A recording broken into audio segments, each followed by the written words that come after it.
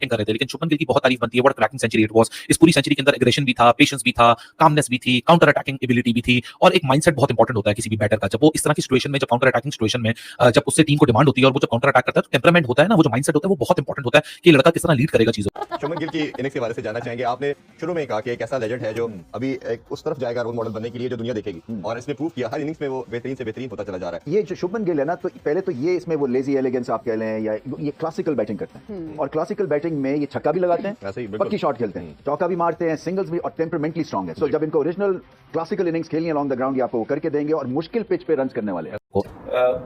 ऊपर की जो 4-5 नंबर के जो बैट्समैन थे उन्होंने कुछ नहीं किया, लेकिन एक प्लेयर था जिसका नाम था शुभमन गिल। कहने का मकसद ये है कि जब आपकी पूरी बैटिंग लाइनअप कुछ नहीं करती, तो उसके बाद इतना कम खेला हुआ कोई प्लेयर इतनी बड़ी इनिंग खेलता है, तो उसका मतलब कि कुछ ना कुछ स्पेशल है। जब वो हमें पानी पिला रहे होते हैं तो हमें कितना अच्छा लगता है। तो जब कोई बड़ा प्लेयर किसी अपने यंग पानी को पार्टनरशिप लगी हो, या अपना फील्ड में पानी लेके भाग के जा रहा हो, तो कितना वो फील प्राउड करते हैं। यू नो, उनकी एक मेमोरीज में आता है कि you respecting this game. I think कि इसके पीछे जो जूनियर लेवल के ऊपर लंबे फॉर्मेट के ऊपर अपने बच्चों को स्किल सिखाने का जो तरीका है ना, आई थिंक वो इसका रहता है, और इस गेम से मोहब्बत करता है, इसको शौक से खेलता है, और इसके प्रोसेस के ऊपर डर जाता है। तो ये बड़ी अच्छा साइन है जो हम डिस्कस कर रहे हैं। And I am sure like जो बहुत ज्यादा यंगस्टर होंगे, वो इंडिया के यंगस्टर्स, वो बहुत कुछ इस चीज से सीखेंगे कि बड़ा नाम तब बनता है जब इंसान छोटा होना। गिल की मैं तारीफ जरूर करूंगा, सबसे। और आप कहाँ खेल रहे हैं एक इतनी बड़ी टीम में, और उसके बाद आप उसमें हीरो बन के जाते हो, और मतलब भाई में उस कॉन्फिडेंस की इंतहा है, एक कॉन्फिडेंस की इंतहा होती है ना, वो फेस करने जा रहे हैं आप।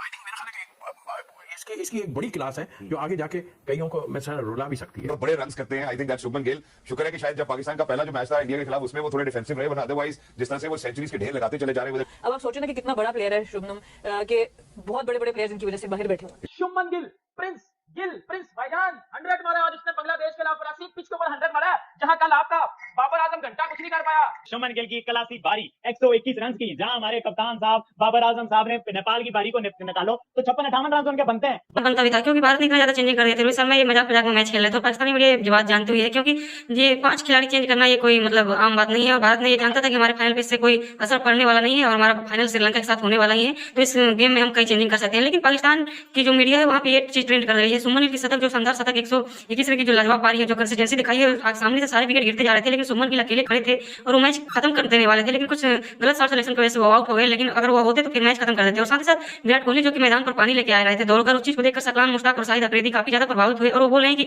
इतना बड़ा खिलाड़ी, इतना बड़ा लेजेंड, अगर कोई खिलाड़ी अगर पार्टनरशिप बन रहा हो और वो लाके पानी पिला रहा है, जिसमें फोकस, अटेंशन, कंसंट्रेशन स्पैन, ठीक है, जिसमें shot selection, extended shot selection, different phases of the game है, डिफरेंट प्रेशर्स हैं, सामने से विकेट्स गिरेंगे, पार्टनरशिप टूट रही है, रीस्टार्ट हो रही है, तो ये सारी जो स्किल देखने में मिल रही है, उसमें 10 में से 7 है, तो इसका मतलब 70% डोमिनेशन हो गई ना।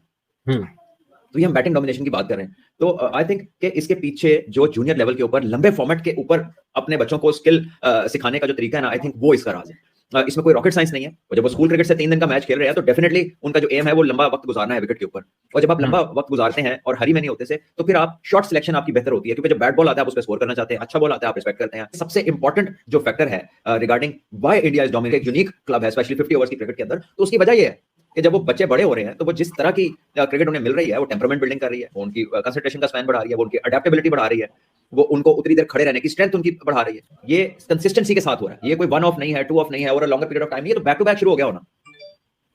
तो मेरा ख्याल है कि बाकी टीम्स को स्पेशली हमारे इधर, क्योंकि बैटिंग का फुकदान नजर आता है। रोहित शर्मा कुछ नहीं किया, सूर्य कुमार यादव ने कुछ नहीं किया, ईशान किशन कुछ नहीं कर सके। इन सब प्लेयर्स का नाम लेने का मतलब ये है कि ऊपर की जो 4-5 नंबर के जो बैट्समैन थे उन्होंने कुछ नहीं किया, लेकिन एक प्लेयर था जिसका नाम था शुभमन गिल। कहने का मकसद ये है कि जब आपकी पूरी बैटिंग लाइनअप कुछ नहीं करती, तो उसके बाद इतना कम खेला हुआ कोई प्लेयर इतनी बड़ी इनिंग खेलता है, तो उसका मतलब कि कुछ ना कुछ स्पेशल है। और ये वो प्लेयर है, आप सब जाहिर बात है मानेंगे इस बात को, हम भी मानते हैं इस बात को, कि जब राहुल द्रविड़ जो है इंडिया अंडर-19 के जब कोच थे, और वर्ल्ड कप में जिस तरीके से, आपको वर्ड याद होगा राहुल द्रविड़ का, जब उनसे ये पूछा गया था कि इंडिया अंडर-19 की टीम जो वर्ल्ड कप में परफॉर्म कर रही है, आप क्या समझते हैं, और क्या मतलब उन्होंने प्लेयर्स के फ्यूचर के बारे में बात की, तो उन्होंने यही बात की थी, जहां तक मुझे याद है, अगर मैं गलत नहीं हूँ, कि हम अगर वर्ल्ड कप नहीं भी जीतते, लेकिन इंडिया की टीम को मैं 1 से 2 प्लेयर अगर दे देता हूँ, तो इससे बड़ी अचीवमेंट क्या हो सकती है। और ये वाकई बिल्कुल सही बात है कि अगर जो इंटरनेशनल टीम, जो बड़ी टीम होती है, अगर उसके लिए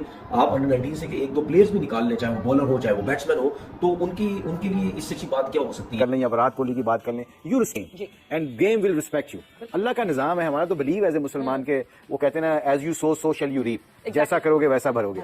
तो ये इंसान के ऊपर डिपेंड करता है कि आप दुनिया के बड़े बड़े प्लेयरों को उठा के देख लो, जब वो नहीं खेल रहे होते। मैंने अपने इंग्लैंड के 6 साल कोचिंग कैरियर में देखा, इवन हमारे लड़के भी करते हैं। लेट मी, हम कई दफा ना अपने लोगों को खुद भी डिग्रेड कर रहे होते हैं। हम, मुझे लगता है कि हमारे कई सीनियर प्लेयर जब वो नहीं खेल रहे होते थे ना, जब वो रेस्ट कर रहे होते थे, रिमेंबर दिस, जब वो रेस्ट कर रहे होते थे, they become like a part of the team. उनको भी पता है जो बाहर पानी पिलाने वाले होते हैं, जब वो हमें पानी पिला रहे होते हैं तो हमें कितना अच्छा लगता है। तो जब कोई बड़ा प्लेयर किसी अपने यंग पानी पार्टनरशिप लगी हो या वो अपना फील्ड में पानी लेके भाग के जा रहा हो, तो कितना वो फील प्राउड करते हैं। यू नो, उनकी एक मेमोरीज में आता है कि यू रिस्पेक्टिंग दिस गेम। मुझे याद है कि रग्बी की न्यूजीलैंड की टीम दुनिया की नंबर 1 रग्बी की टीम है। पता उनका कल्चर कैसे, उन्होंने जीतना कैसे शुरू किया था। उसके कोच ने टेक्निक और टेक्निकल चीजों से पहले उन्होंने सबसे पहले उनको पता क्या, हम्बल होने का तरीका सिखाया। उन्होंने कहा कि रग्बी का प्रैक्टिस करके, आपको पता है रग्बी में बहुत गंद होता है, मिट्टी में, गारे में उनके बूट होते हैं। वो कहते हैं after taking a shower everyone has to clean the dressing room and clean your ground. अच्छा, ये चीज पिक की इंग्लैंड की टीम ने। इंग्लैंड की टीम के जो मैनेजमेंट थी, उन्होंने रग्बी देखने गए, उन्होंने डिसाइड कर लिया कि आज के बाद हम डिपेंड नहीं करेंगे ग्राउंड्समैन के ऊपर। बेचारे सुबह 9 बजे से लेकर 6 बजे तक आते हैं, वही हमारी पानी की बोतलें उठाएं। तो ये जब आप किसी यंग बंदों में या अपनी टीमों के अंदर डेवलप करा देते हैं ना, तो आप यकीन मानिएगा कि इंसान जब कामयाब होता है या फेल होता है ना, तो ही हम्बल आदमी को सक्सेस और फेलियर करने का, हैंडल करने का अल्लाह तरीका सिखा देते हैं। पता क्यों? वो हर हाल में खुश रहता है और इस गेम से मोहब्बत करता है, इसको शौक से खेलता है और इसके प्रोसेस के ऊपर डर जाता है। तो ये बड़ी अच्छा साइन है जो हम डिस्कस कर रहे हैं। And I am sure like जो बहुत ज्यादा यंगस्टर होंगे, वो इंडिया के यंगस्टर्स, वो बहुत कुछ इस चीज से सीखेंगे कि बड़ा नाम तब बनता है जब इंसान छोटा होना शुरू हो जाता है। पिच के ऊपर 100 मारा, जहां कल आपका बाबर आजम घंटा कुछ नहीं कर पाया। शुभमन गिल ने बता दिया कि वो वनडे रैंकिंग में नंबर 1 पोजीशन के ऊपर आ रहा है, क्योंकि वो नंबर 2 के ऊपर खेल रहा है। अब वो नंबर 1 पोजीशन के ऊपर आ रहेगा। जैसा कि आपको पता है कि बाबर आजम घंटे ने पूरे एशिया कप में कुछ नहीं किया, वो नंबर 1 के ऊपर बैठा हुआ है। शुभमन गिल ने 100 मार दिया, शुभमन गिल आ जाएगा पहले नंबर के ऊपर। घंटा तो बच गया। दूसरी जो इनिंग्स खेली है शुभमन गिल द किंग ने। देखिए, विराट कोहली ने बोला हुआ है कि अगला अगर कोई किंग आ रहा है तो उसका नाम है शुभमन गिल। शुभमन गिल ने बाबर आजम का घंटा बजा दिया। बाबर आजम को बता दिया कि किस तरह अच्छी पिच के ऊपर बैटिंग की जाती है, किस तरह प्रेशर सिचुएशन वाली पिच के ऊपर बैटिंग की जाती है। शुभमन गिल ने कि भाई नेपाल के खिलाफ 150 नहीं करते, बांग्लादेश के खिलाफ 150 करना है। उस पिच के ऊपर, जिस पिच के ऊपर बैटिंग करना आजाद बना होता है, उस पिच के ऊपर डोमिनेट करना, जिस पिच के ऊपर तू कुछ भी नहीं कर रहा, जिस पिच के ऊपर तू टट्टी करके जा रहा है। शुभमन गिल इस साल 2023 में सबसे ज्यादा 100 है शुभमन गिल के 6। शुभमन गिल की बात इस तरह से मैं बड़ी ज्यादा करता हूं कि उस बंदे में वो टोन नजर आती है, उस बंदे में वो क्लास नजर आती है। कसम उठा के कह रहा हूं, शुभमन गिल से बेहतर टाइमिंग इस टाइम वर्ल्ड क्रिकेट में किसी के पास नहीं है। शुभमन गिल से बेहतर टाइमिंग इस टाइम वर्ल्ड क्रिकेट में किसी के पास नहीं है। ये घंटा बाबर आजम जिसका कंपैरिजन आप विराट कोहली से करते हो, और इस घंटे का कंपैरिजन तो शुभमन गिल से नहीं बनता।